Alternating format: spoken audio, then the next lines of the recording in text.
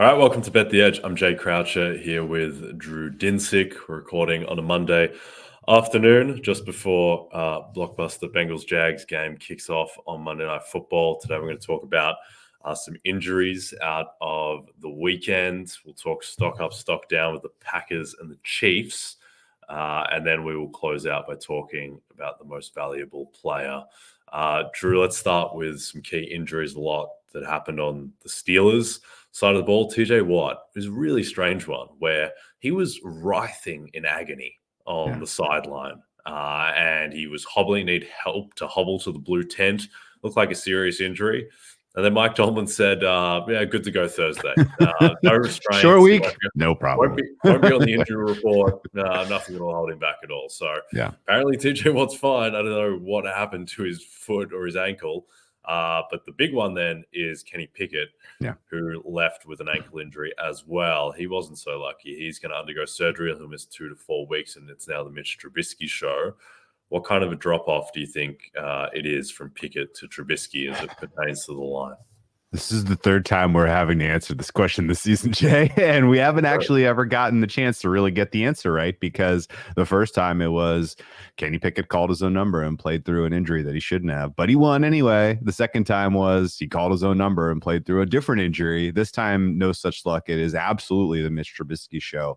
And while at other times we've answered this question on this show, I have thought it is a neutral to a potential upgrade, because any kind of limited Kenny Pickett was, playing through injury is not somebody you really want to go to war with. Trubisky, I think, is probably a neutral to very, very small downgrade, just because of all of the reps that Pickett has gotten with this offense. And, the most consequential play of that Steelers loss to the Cardinals was Mitch Trubisky fumbling the snap when he was in shotgun.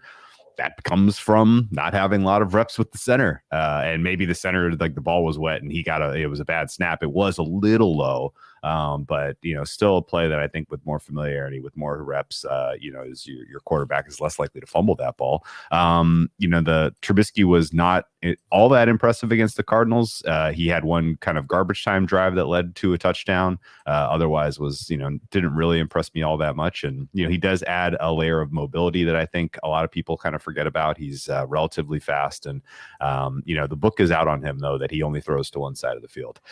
So I would expect that, assuming that Bill Belichick is trying to win, that will be baked into the game plan in terms of how they distribute their talent in the secondary and how they are shading their safeties. The Deontay Johnson side of the field is going to have a lot of attention, I would expect, on Thursday night. I think that all kind of stews to expecting relative, lack of success from the Steelers offense, which has been their calling card all season. This is a tough handicap, because we are looking at a total that is now sitting at 30. And if you were like, wow, what's the weather going to be like? Is it going to be like worse than yesterday where they had 2 lengthy weather delays?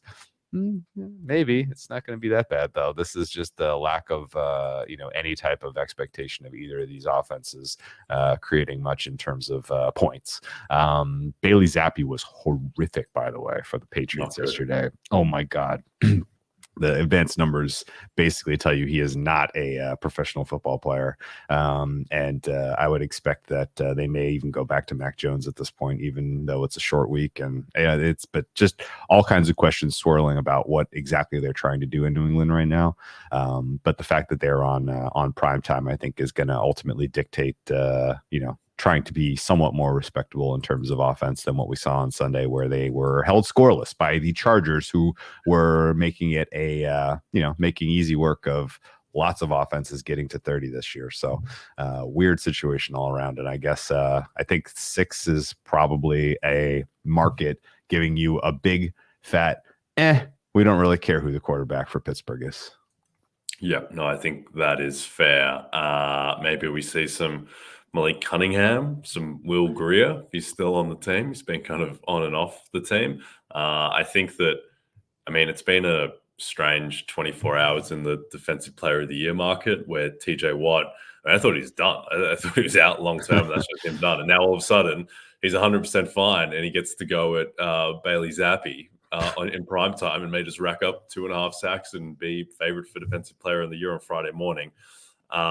With the Patriots, the one thing is their defense has been better of late. I mean, it's been excellent the past 3 games. Now, they haven't played much, but they did keep Justin Herbert to 6 points. But there's absolutely nothing on the offense. And so I think with Pickett to Trubisky, it's probably worth the point, just because Pickett, he did look really solid in the first game of the non-Matt Canada era. And as much as I think the scoreline painted a different story of how that Steelers-Cardinals game unfolded, where, I mean, the scoreline and just the box score makes it look like just a complete disgrace from the Steelers. And it was bad, but it wasn't quite as bad as the score. I mean, they just got all the stuff that you point to as flukish in an NFL game. It all went against the Steelers, like fumble luck, random teams on special plays, all the third down plays, fourth, it just all went against the Steelers. And so when you look at how the two teams actually moved the ball, the Steelers moved the ball better than the Cardinals. It's just the flukishness just devoured them. They were stopped on 4th and 1 at the 1 early in the game, and that really set the rhythm. So, Steelers, Patriots, looking forward. That stop at the goal line would have made it 10-3 Pittsburgh, and that would have reflected the yardage gained at that point. And then the Cardinals turning around and marching 99 yards and scoring the touchdown. That was kind of the game. I mean, otherwise, I agree with all your points. And I think the people who have been screaming about Tomlin voodoo for 3 months, like, this is the other side of the coin. You can't catch the breaks all the time. Eventually the ball will bounce against you. And that happened against Cleveland. It happened against Cincy. They ended up winning against Cincy anyway. And it happened against Arizona. So 3 games in a row where the voodoo has just been against the great Mike Tomlin. Yep, indeed. The voodoo is also against Derek Carr. I feel like Derek Carr has been injured in like 40% of his games this season. And he took a big hit against the Lions. He has a back injury, a shoulder injury, and a concussion. And now they're playing the Carolina Panthers. Jameis Winston came into the game against the Lions, and it was very much the full Jameis experience, much like it was when he came in against the Vikings, where I mean, he can move the ball down the field, but he also has just completely mind-numbing plays. He has to be just about the highest variance quarterback on a play-to-play basis when you consider that his average depth of target, I think, historically has been the deepest in the NFL, and so is his turnover rate just about. So is the definition of boom or bust. How do you think this affects them against the Panthers if we presume that Carr is going to be out? And just in general, what do you think of Carr versus Jameis? Yeah, wild shift in how you model the offense. And I think you said it right. Like, so much of watching Derek Carr for the Saints this year, aside of trying to figure out if he was healthy or not, has been frustration, because he continues to tack into the safe, the underneath stuff, the relatively lack of just a DNA that lacks explosiveness.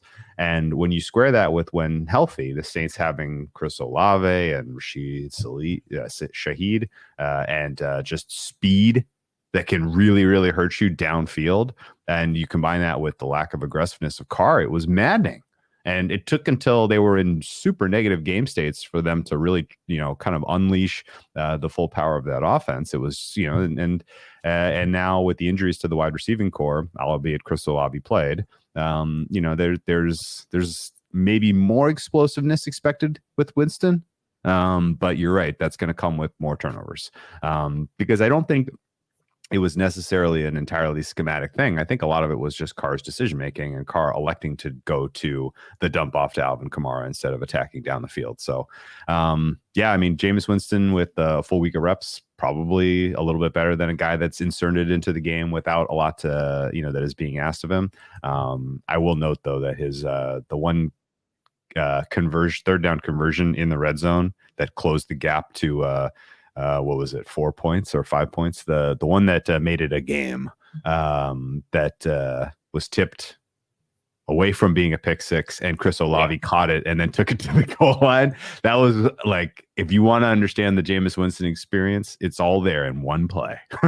Like absolute insanity. Should have been taken the other way for 6 points. Ultimately ended up in the hands of Chris Olave for a first down and sets them up for a touchdown. But ultimately I would expect that there is a small delta on how you rate the Saints with the move from Carr to Winston going down a bit, but a large delta on the total, because now you have much more likelihood of an explosive scoring play combined with more likelihood of an explosive turnover in terms of points. Now, the market here, look ahead, was, I believe it was 6, and it is now, 6.5, and it is now 5. So that is telling you about a point, maybe a point and a half downgrade for the Saints with their help, with their injury situation. And I guess for me, I still am scratching my head about what happened with the Saints defense in terms of how you rate these guys, because this defense was sort of the one thing you could count on with the Saints, that they were going to show up and give you a decent effort week in, week out. And last 4 weeks, it has been bad, and they can't stop the run. They got absolutely gashed by the Falcons 2 weeks ago to the tune of 250 yards or something like that. And then Detroit came out and they were literally like, let's see if you figured out, did you solve your problems? No. They just marched it down and, generated a 21-point lead early in that contest. So there's clearly something going on, either injuries or, just lack of effectiveness of some of the players in the linebacking level for the Saints, that I think is a huge issue. And, that may open the door here for the Panthers to be competitive. At first glance, I was like, do I really have a stomach to go back to the well with the Panthers? It's going to be tough. But with the potential for some turnovers, with the potential for, the Panthers defense playing a lot better, and just in general, some of the injuries that I think are impacting the Saints defense, I think this is now Panthers are past, even with the higher ceiling offense that Jameis Winston brings to the table.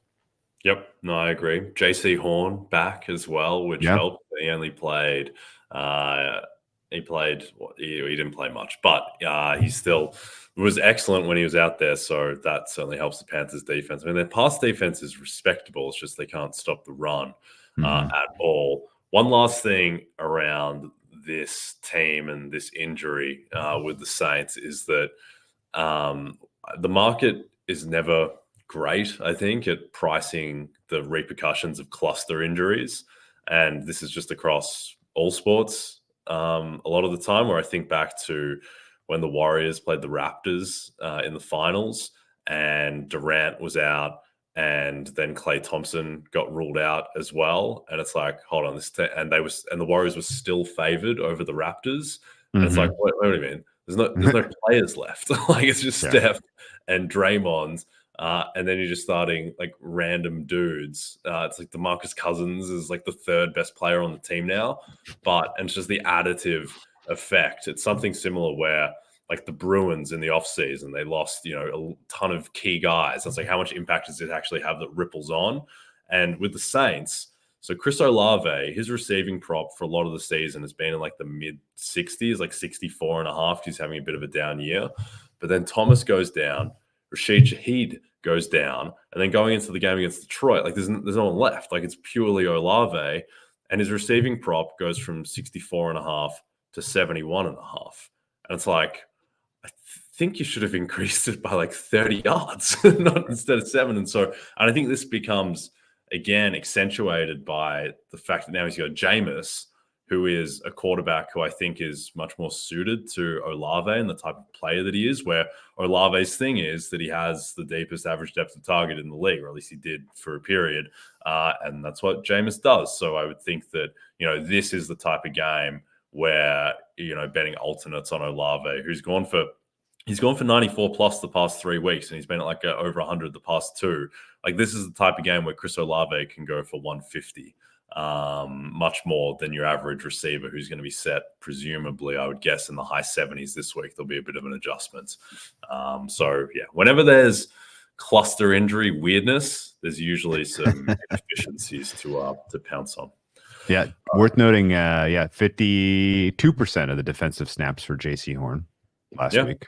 So he's on the comeback. Yeah. Jeremy Chin got 11% of snaps too. So he is also on the comeback. Now, I don't know how effective he is necessarily at this point. Von Bell's still likely out. But the pass defense for the Panthers is maybe the only thing you can say positive about the entire franchise right now. Azure Evero is a good coordinator, and that's going to be absolutely the most, Olave versus the strength of the Panthers defense is the most outstanding and exciting thing about that game. Yeah, and that is the one thing that holds Olave back a bit this game, just that in terms of the funnel of the Panthers defense, they are they just can't defend the run whatsoever, and Dennis Allen's a pretty conservative coach, so maybe they do run the ball, but still think there's a fair bit of scope for Olave. Oh, should we look for Taysom Hill alt rushing props? There's probably going to be a lot of Taysom Hill in this game. Yeah, I've always enjoyed Taysom's work. It gives them spark. He's the only thing that's really exciting about the offense.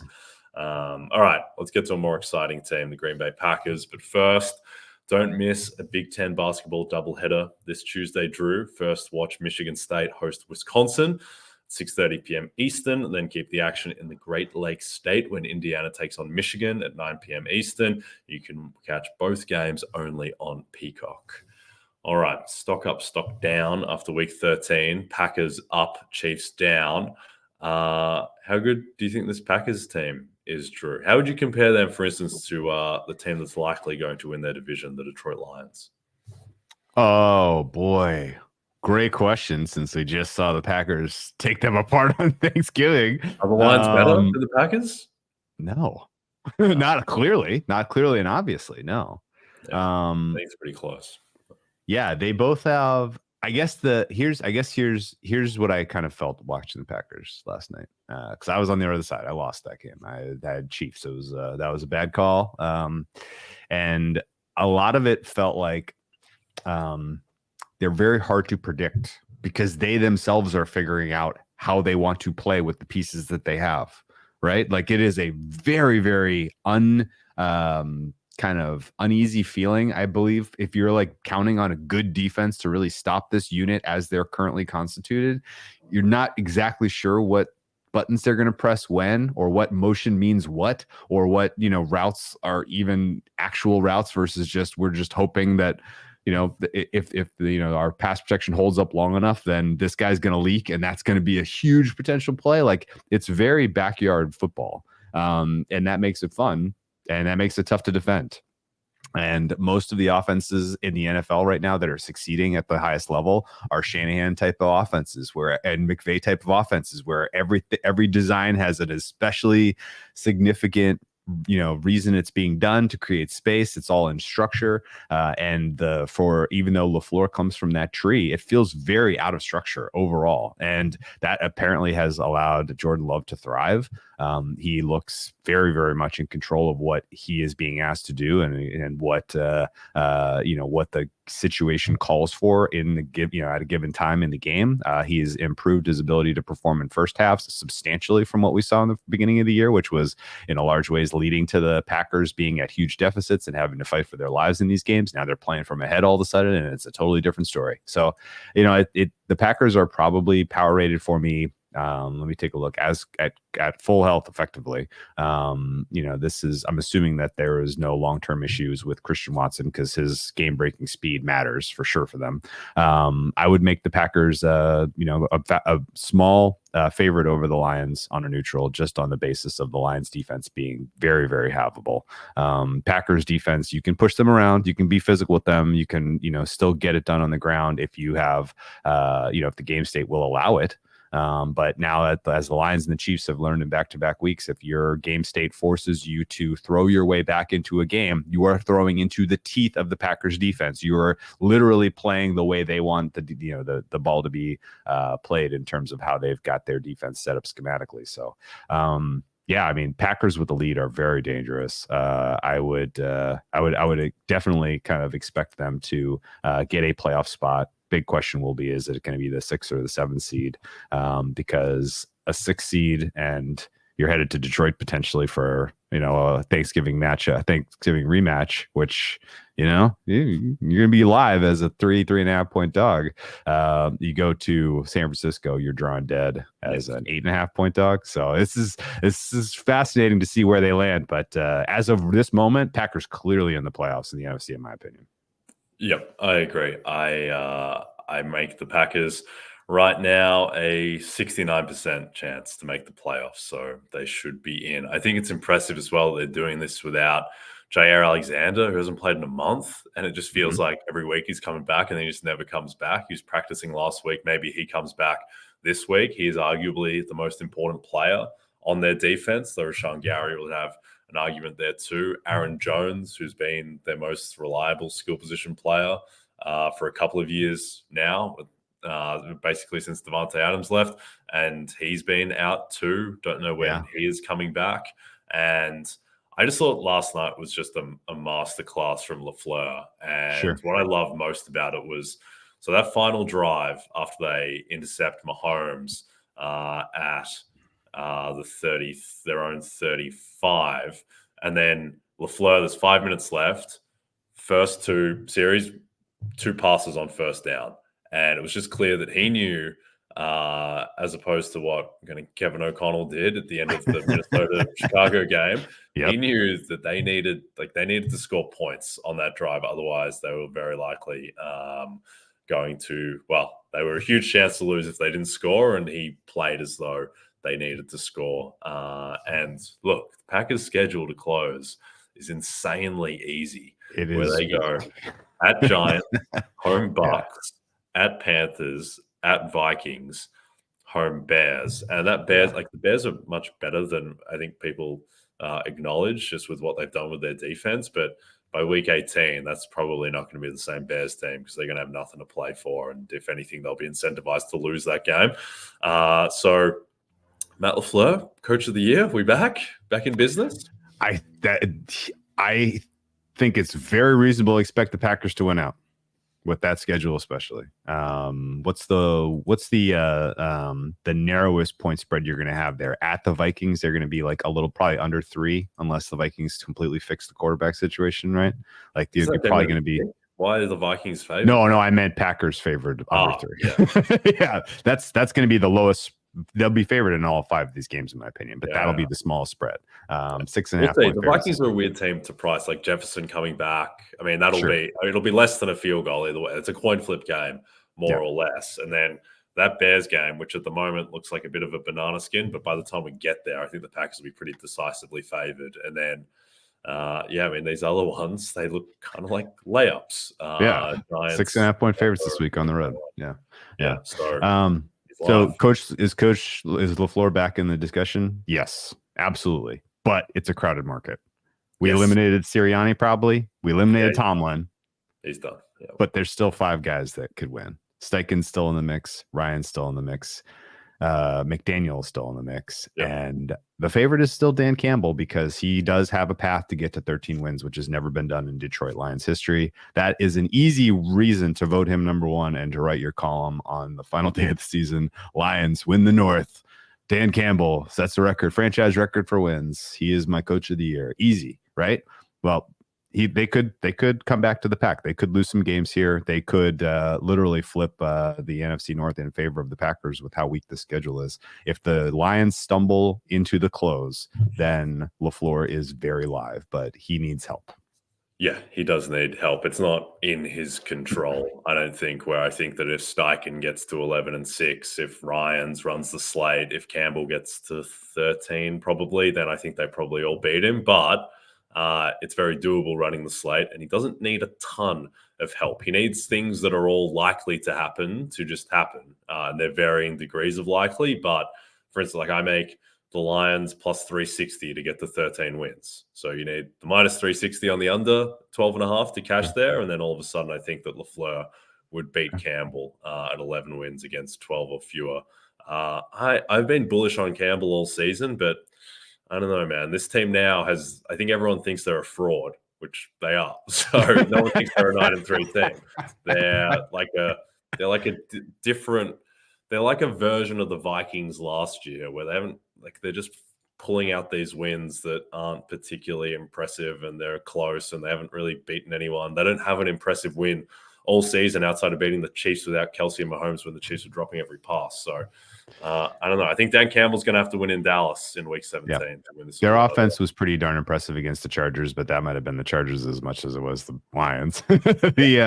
I will say this: the game this weekend is probably the game that flips one way or the other for the Lions getting to 13. You're at Chicago. Yeah. It's a bad weather looking like it's going to be gross weather. 30-mile-an-hour winds potentially. Jared Goff with his tiny hands might be not having a great day throwing the football. That said, if you're on the ground and you're trying to get it done, Bears' run defense has been very, very, very good. So this is the test. If you get that win at Chicago, I think that effectively makes Campbell a very, very tough proposition to beat him. Yeah, we'll see. I mean, they close like their last 4 games, none of them are gimmies. It's Denver, 2 games against Minnesota, and then at Dallas. I would say your modal outcome there is definitely 2 wins and 2 losses, just because they're going to be, I mean, at this point, what are they going to be, like 6-point dogs in Dallas? Like, bigger, like that point. I mean, I'm basically counting. I would say I'm counting on that to be a loss. Like so there's your 4th loss, and then there's your 4th loss. Very unlikely. You got to win the other 4. Yeah, which I think is very unlikely. So I think the Campbell's in a bit of trouble. Certainly he can do it, plus 360 to get to 13 plus, which is doable. But you have a long-term prediction for the Vikings quarterback situation? You know who are going to be handicapping? I think it'll be Dobbs back. You think it'll be Dobbs? They will want to give him a chance with Jefferson. And also the fact that he's barely been there. He played 3 games for them, 4 games, and now he gets the bye week, additional time.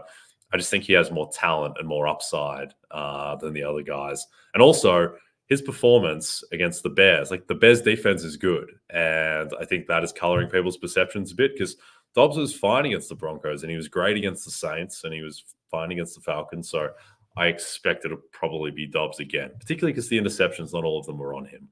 There was an interception last night that was on the quarterback, Drew, and that was Patrick Mahomes with that backbreaker with 5 minutes left. Now the Chiefs are 8-4. If two bombs to MVS at the end of games had gone differently, this team is very likely 10-2. But they're 8-4. They're now a pretty significant dog to get the 1 seed in the AFC. And this offense just doesn't seem like it's ever going to be fixed. So where do you sit on the Chiefs? Do you still think they are, at least by rating, the best team in the AFC? I don't. I'm worried about them. I think the Dolphins should be higher rated than the Chiefs right now, because the Dolphins defense is coming, man. That unit is good. And the Chiefs defense is flagging. That unit has problems. I know that I was very laudatory of the kind of backyard, difficult to defend nature of the Packers offense, but there was some very clear opportunities for that defense to get off the field yesterday, get the ball back into the hands of Mahomes, and they could not do it. And I am nervous about that. They had very decent chance that you've seen the best of the Chiefs defense, and it was earlier this season, and that this is the little bit of a regression coming down the home stretch, as they have been asked to do quite a lot of football. And oh, by the way, this Chiefs defense is going to be continually at a rest disadvantage for like the rest of the season. Basically, every other opponent they play going from here on in is either coming off of a bye, coming off of extra rest. The Packers just were coming off of extra rest from Thursday Night Football. The Bills this week are coming off a bye. That happens to them again and again and again coming down this home stretch here. And if your defense is already tired, if it's already showing cracks, they need Nick Bolton back badly. I don't know that he is absolutely the answer to every one of their problems, but their rush defense has been beatable. And the secondary is good, but, secondary play is a little bit inconsistent. You can have some outstanding players who, slip at times. So it's, to me, at least, the defense was sort of the reason to keep the Chiefs at the top of the list, because they have Patrick Mahomes. So you have the best player in football, that matters. And then all of a sudden, this is the best defenses they ever played with. That was kind of the synergy that got them, in my opinion, to be rated the highest in the AFC. And now I'm very much questioning the second half of that. And the wide receiver, one thing for the Chiefs is definitely a problem. There at times looked like they had some interesting solutions to this. They were building some chemistry between Mahomes and Rashee Rice. I don't really understand why it has been so difficult for them to figure that out. I know that the talent that they have does not really constitute wide receiver one in today's NFL. And that may be just the facts of it. If your wide receiver one is actually a wide receiver 2 or 3, and he's going up against the CB1 on the other side week in, week out, he's never going to really have opportunities to create space, get open. And Mahomes is a smart enough quarterback that he's not going to throw into, tight coverage. He's literally, I think, a lot of times waiting for something to open up, waiting to try to make some magic. I don't know why he was so hesitant to run last night. It felt like there was a lot of opportunity to take 5-10 yards at a clip if he wanted it on the ground, and he was relatively hesitant to do that. The pass protection, I thought, held up fairly well against a very, very, very live unit in the front four for the Packers. But ultimately, it was a pretty disappointing game from the Chiefs, not only because they lose, but losing as a 6-point favorite. It's like that's a bad sign. And the 2-point conversion to start the second half was maybe really where I want to kind of really try to figure out what was going on there. It's just an absolute dud of a run play to Isaiah Pacheco at the 2-yard line. You're like, you're not beating them. You're not out physicaling them to the point where that's going to absolutely work. I didn't really understand why that was the play. That was the plan. Maybe just a little bit of a lack of kind of understanding the the danger they were in that game at that time to run that play. The the drops, the bad, the missed pass interference, like those are all part of the story as well. But it was strange to see them using Rashee Rice in a way that he had 8 catches for only 64 yards. Like he's kind of, I didn't really think he was their possession guy, and that's how they were treating him.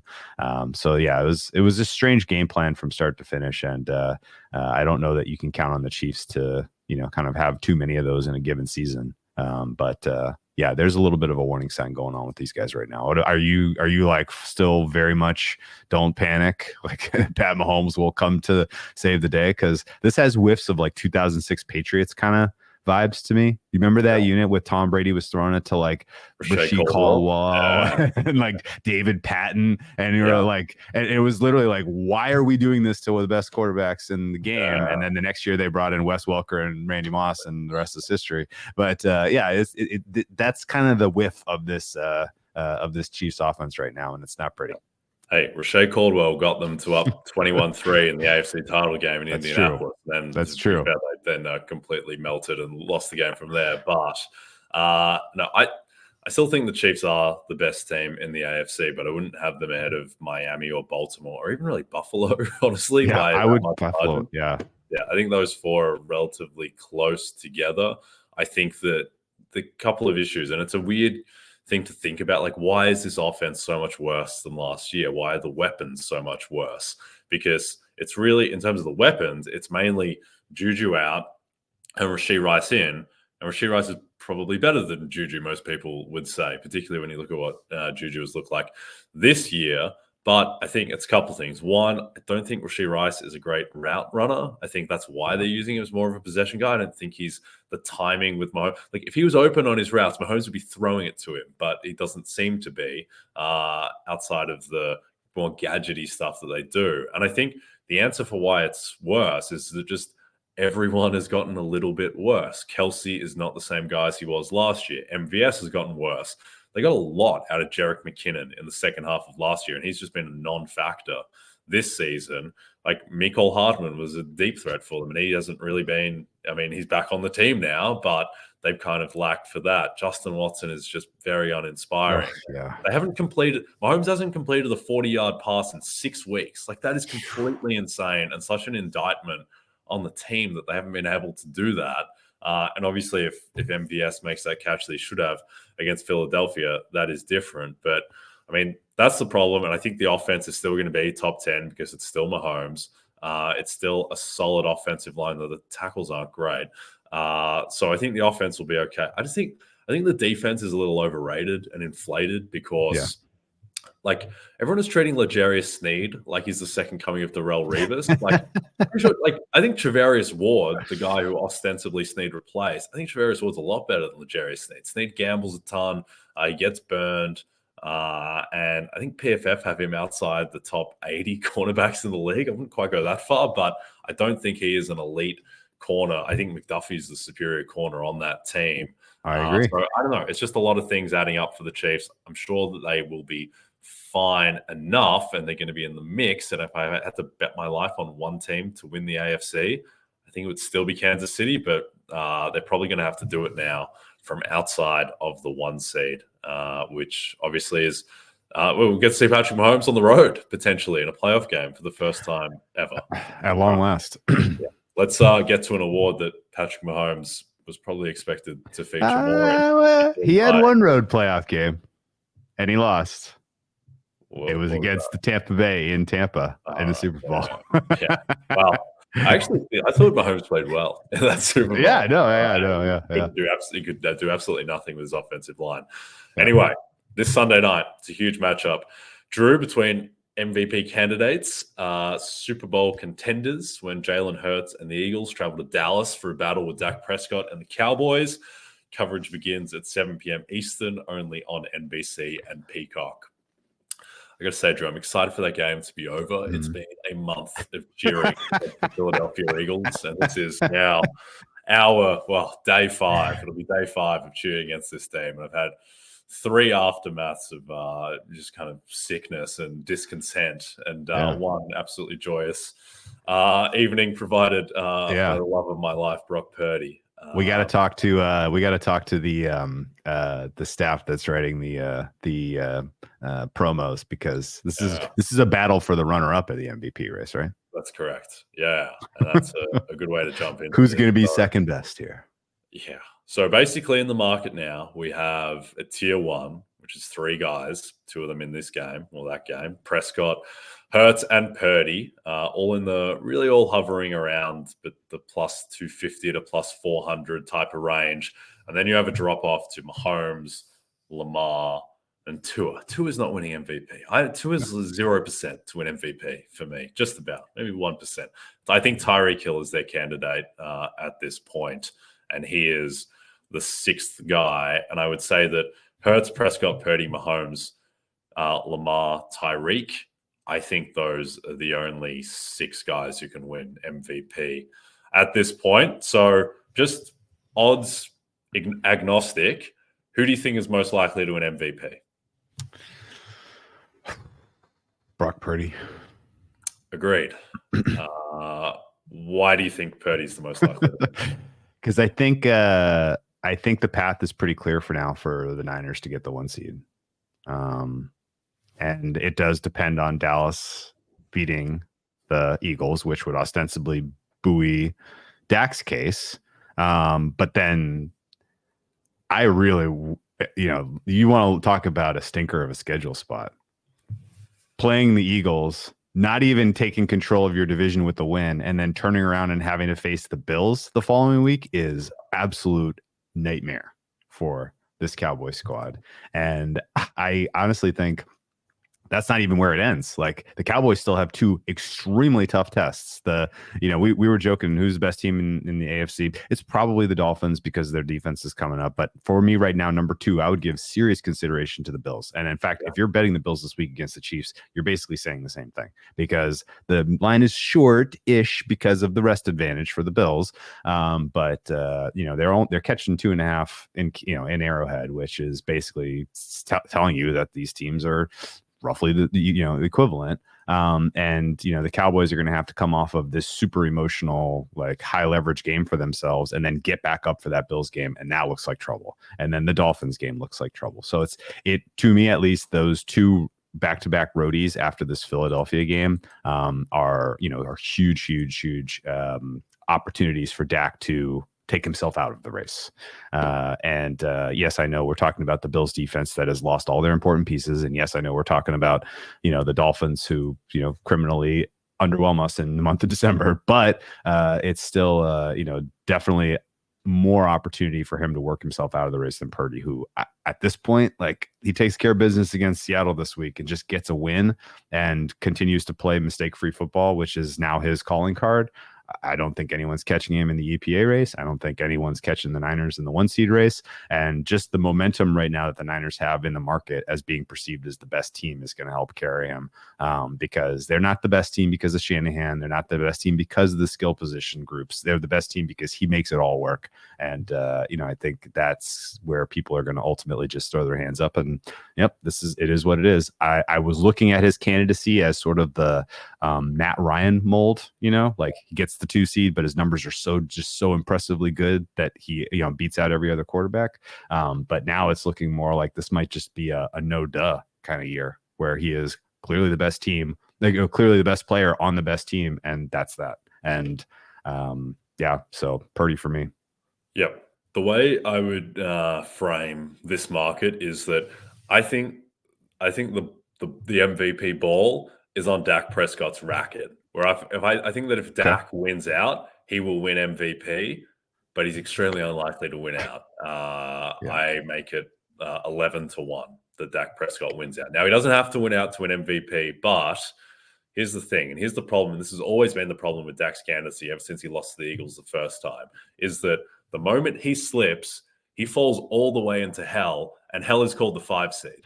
And 5 seeds just do not win this award. And to me, in terms of merit, wouldn't affect my vote at all, but this is how voters process things. They vote for top 2 seeds. The past 10 years, the MVP has been on a top 2 seed. And Dak, because of the tiebreak situation with the Eagles and the fact that the Cowboys lost this stupid conference game to the Cardinals, it's going to screw them. And the Eagles' stupid loss was to the Jets out of conference, and that's going to be a tiebreak that ends up deciding this most likely, unless the Eagles slip up multiple times, not just lose to Dallas, but lose to Seattle as well. And then they're probably going to have to lose to one of the Giants or Cardinals for the Cowboys to go past them. So he is right up against it to win the division.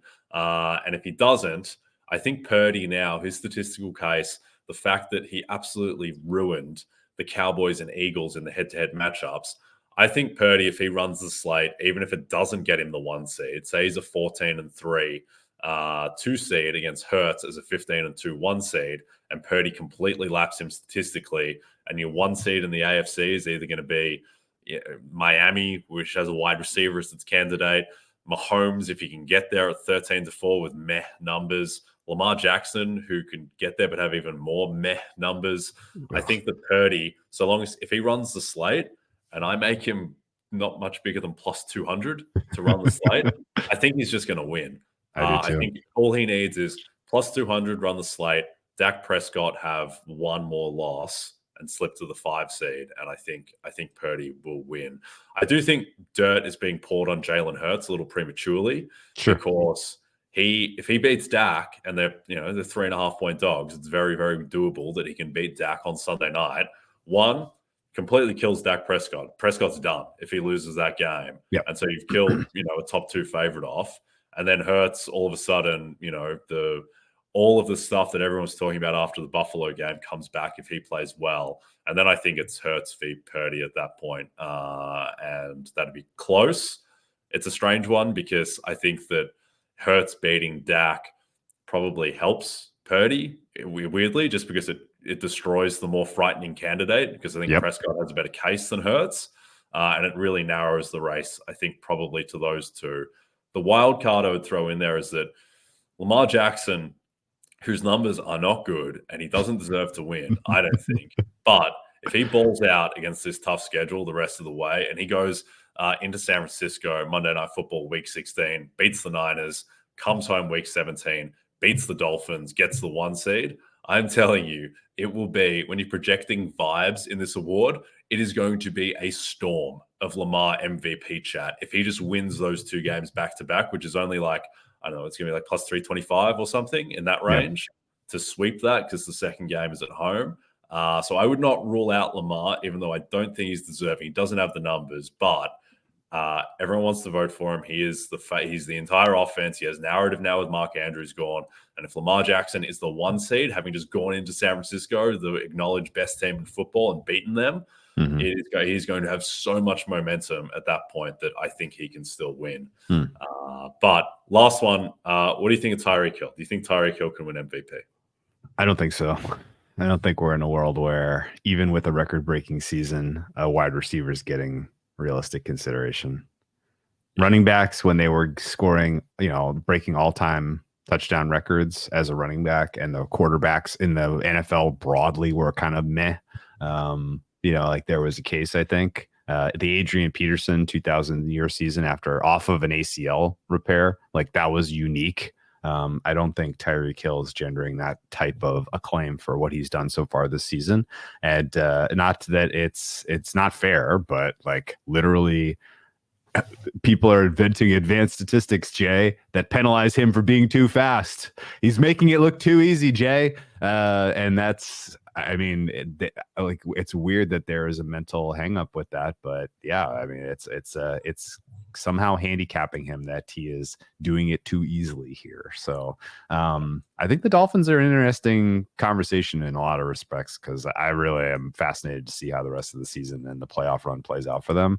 But I think Tyreek Hill as your offensive player of the year is looking very, very good over McCaffrey. I'm not sure why that market was ever pick 'em last week. Did you know that was a pick 'em last week? How did we not get to that? I wagered accordingly. How did we not? I can't believe we didn't cover that, because I just completely lost track. I figured he was running away in that market, and sure enough, it was pick 'em last week. He's minus 200. Greatest season of all time at the position. Sure.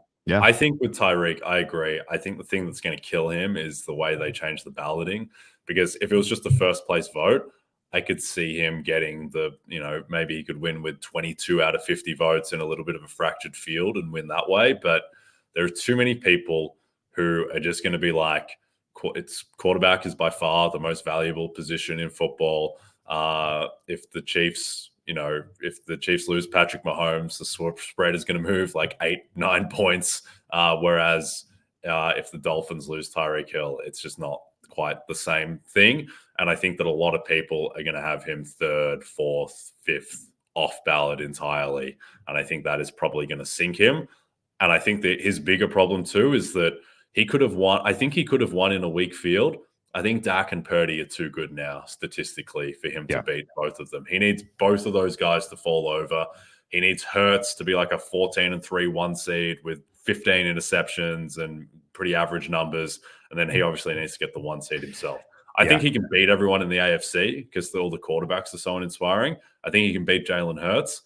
Yeah. Don't think he can beat Brock Purdy and Dak Prescott, both of them. So the last 2 weeks, the NFL Network, the Twitter timeline, like basically everybody's chewing on Dak. Is he an MVP candidate? Yes. Yeah. Purdy, is he an MVP candidate? Yes. Like the fact that that's happening now, instead of like, oh, we all kind of assumed it was Mahomes and he just lost. Yeah. Is Tyreek Hill a candidate? Yeah. That he needed that to be happening at the beginning of this month, and it's not. And so I think he's probably done. Yep. No, I agree. He needed the weaker field, and Brock will not give it to him, and neither will Dak. All right, we are done. Don't forget to check out NBCSports.com for more information to help you with your wagers. Thanks to those watching on the NBC Sports YouTube channel. If you're listening as a podcast, please don't forget to rate and subscribe. And a reminder to find all your favorite NBC Sports shows on Amazon Music. Just head to amazon.com/NBC Sports. From Jay Croucher and Drew Dinsick, we'll see you tomorrow.